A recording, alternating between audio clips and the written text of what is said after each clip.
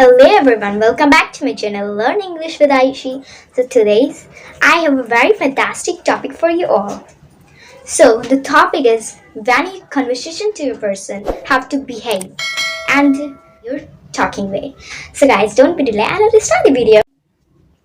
So first is when you start your video, you start your conversation. So first you have to greet properly. You greet the person properly, so the person thought, yes, you are great, you're a good English speaker. Now second is when you started your conversation, so you started to talk in politely way.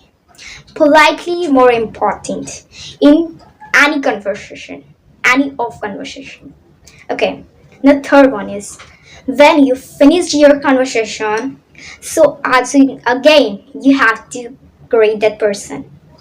So that person that yes, he or she is a good English speaker. So he thought that yes, I have to talk that person again and again. So I improve my English a lot.